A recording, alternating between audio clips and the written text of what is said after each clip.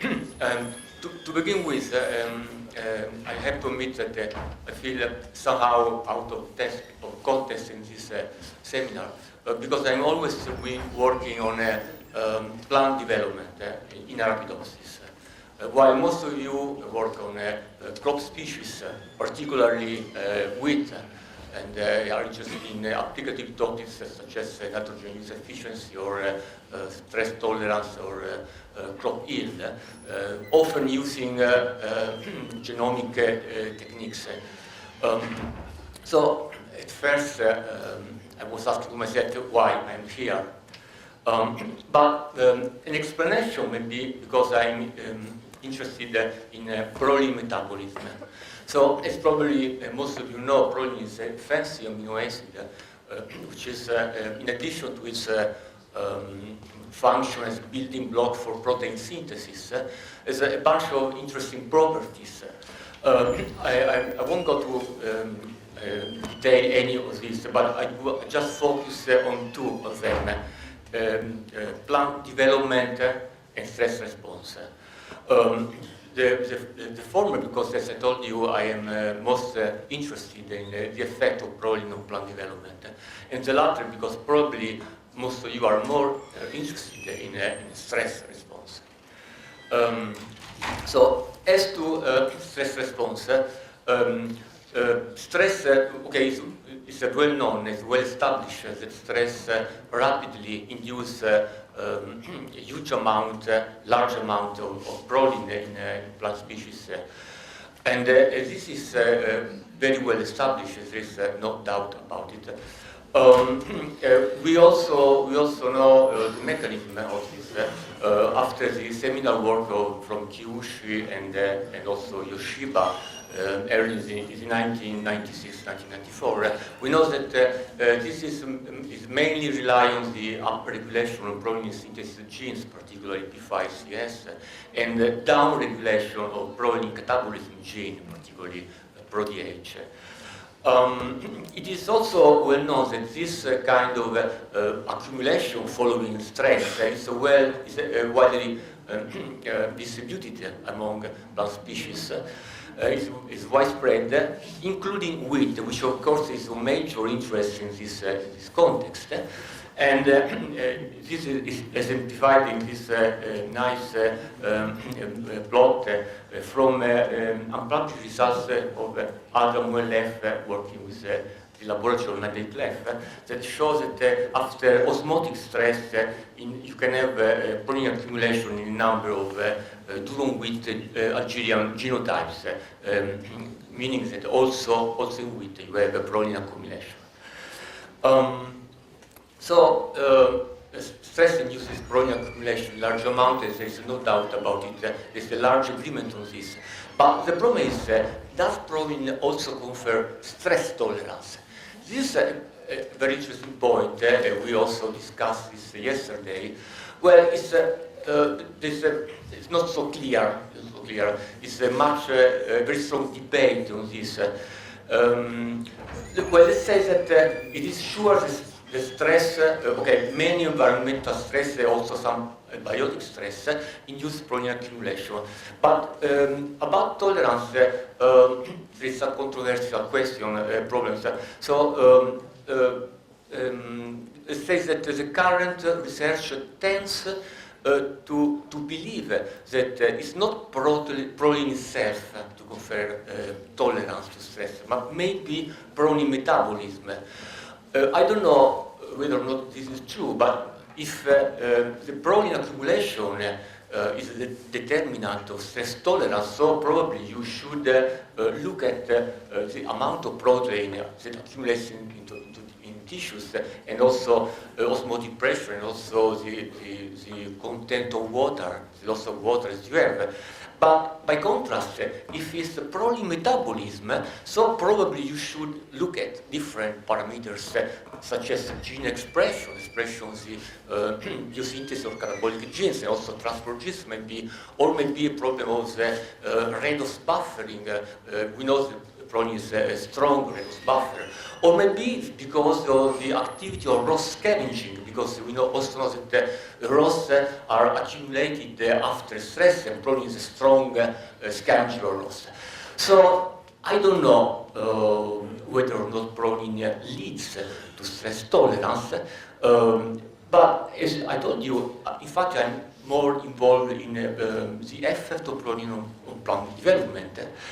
And I made plenty of, quite a number of reports or publications on this, and I know that proline is involved in many developmental approaches, particularly related to flowering, reproductive development.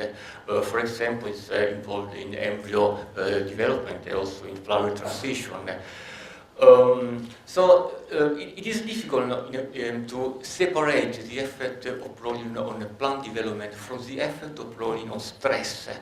So in this talk I will try to focus on these differences, and I will try to move, okay, in this talk in a way, in some way also in my research, in my own research, I will try to move from plant development to stress development and to arabidopsis, to wheat, which is more interesting for applicative questions. So, as I told, proline very much involved in reproductive development. And one of the more striking examples is the role of proline in pollen development.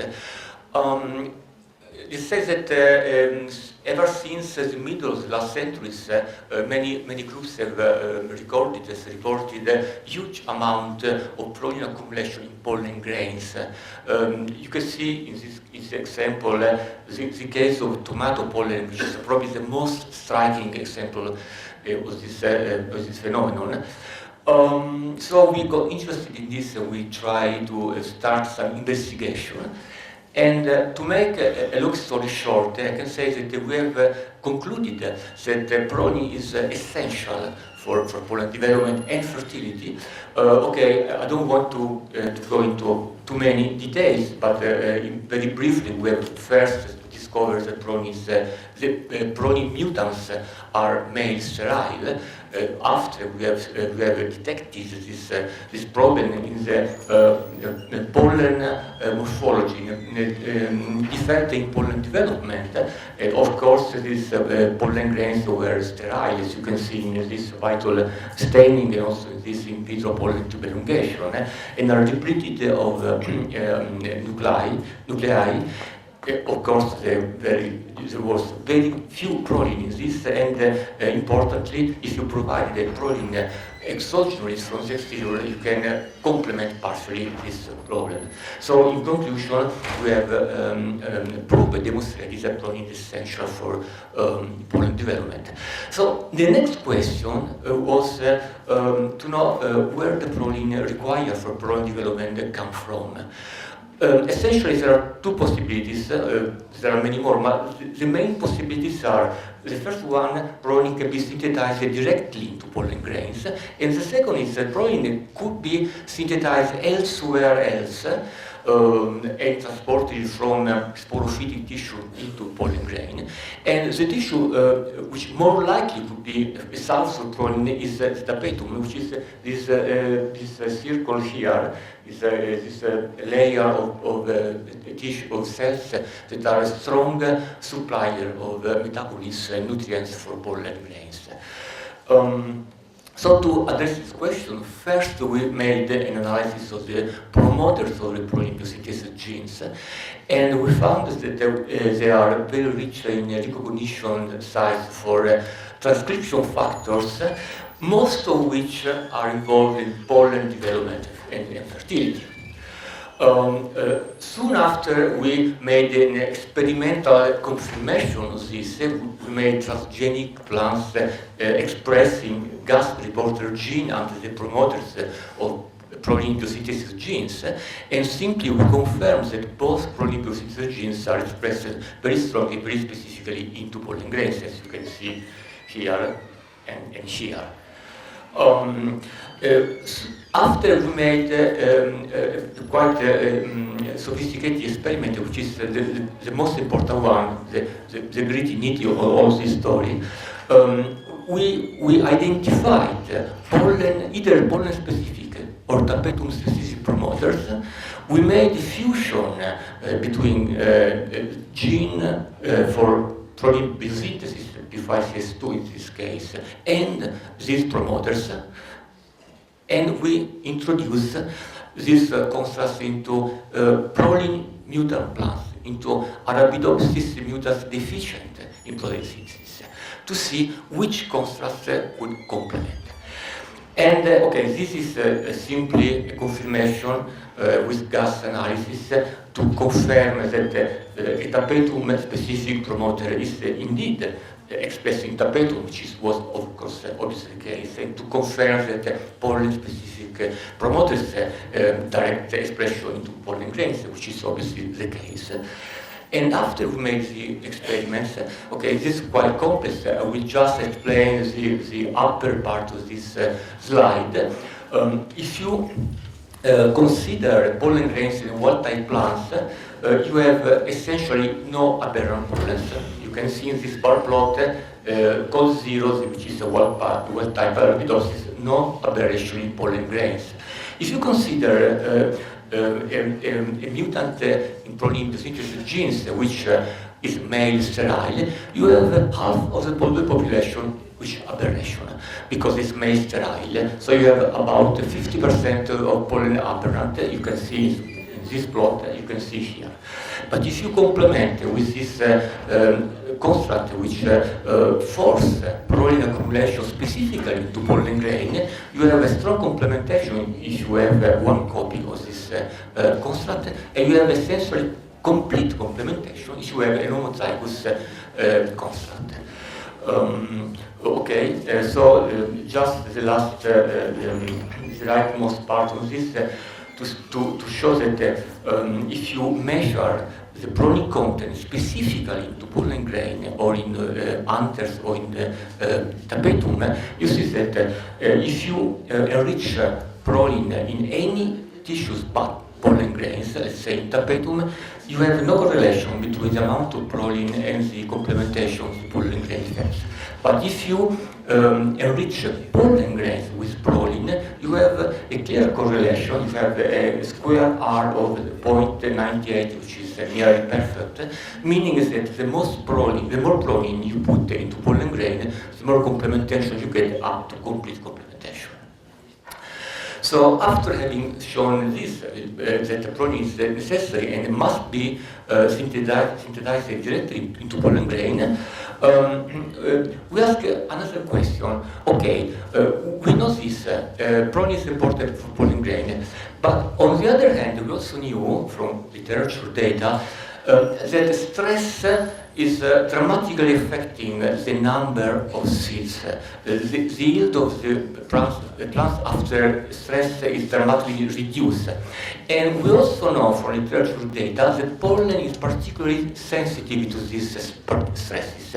So we ask a question: what happens if we force proline specifically to pollen grains in a wild type? If you stress these plants, what happens to the yield? So to answer to this question, okay, I missed a slide. I can just explain you. First we made wild-type plants with this construct, forcing proline to go specifically into pollen grain, to have proline-rich pollen grain, okay, in these plants. Then we simply made experiments making stress, different type of stress, and simply scoring the number of seeds after stress. And what we saw is that if you see here what type, these are the number of seeds per fruit, per silic, okay? And you see that after stress you have a drastic reduction of the seed number. If you have this plant with pollen grain rich in proline, you have essentially no reduction. You have essentially the same number of seeds. So, suggesting that this is a very parameters. So the next, okay, these are still preliminary data, but they are almost complete. We are just going to publish this. The next step is to see what's happening in wheat, because anyone cares about the number of seeds in arabidopsis plants, of course. But it is very important in cereals, particularly in wheat. Now I want to close the circle. So we start from development and go to stress, and we start from arabidopsis and go to wheat. And to do this, okay, there are many possibilities. All of these rely on the use of genomic information and on genomic techniques. Okay, I see at least 4 main possibilities. The first one is to simply generate transgenic plants expressing this concept and enriching the Proline amount into Proline grains. Either by using the same construct used for arabidopsis or changing the promoters with wheat-specific promoters. This is by far the more simple technique, but probably the least appealing from a practical point of view and from the social appreciation. I mean, the second possibility is to make gene editing. This is probably more interesting for practical purposes. And also more interesting because you get more variability, so it is more interesting. The third possibility is to screen tilling libraries. You know the power of tilling procedures from the talk of Faisal Barini just a few minutes ago. And we have the possibility to screen wheat tilling library, so this is another possibility. But the fourth one, which is, in my opinion, the more feasible, particularly here, is to use a variant of the tilling, the eco-tilling, which is probably more simple. Okay, I lose some information in this slide because the passage from Mac to PC make me lose something. But anyway, eco-tilling, okay, just. Okay, you simply choose a number of Algerian or local or genotypes.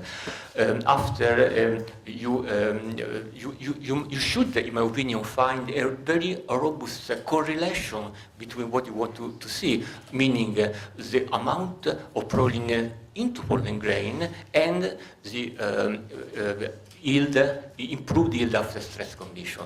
I think that this is most important. You have to be sure of the phenotype you want to look for. Soon after, you can isolate DNA from selected genotype, and you can proceed through 2 possible ways. Either you amplify your selected gene, which are, of course, Proline biosynthesis gene, especially P5, CS1, and 2, including the promoters, because most of these variations are expected to be in the promoter regions, and you make sequencing of these amplified sequences either by conventional technique or by NGS technique if you want, and align sequences and find SNPs, or you make a conventional tilling procedure by making denatured and make a cell 1 digestion and then make a separating denatured gel, or if you can allow it, you can use more powerful and sophisticated techniques such as HRM, high resolution melting techniques, if you can. And in any case, you go to SNPs collection, and okay, and after you make the normal procedures and you cross the plants and eventually isolate the homozygous for A and B genomes, and of course you check phenotypes and marker association. So this is my hopes, and now I want to thank my collaborators, which are the main collaborators, which is Dietmar Funk from the Constance University, Germany, and Lucia Mosca, which is a biochemist from Rome University, and last but not least, Roberto Mattioli, which is here in the hall, which is my main collaborator. I thank you for your attention.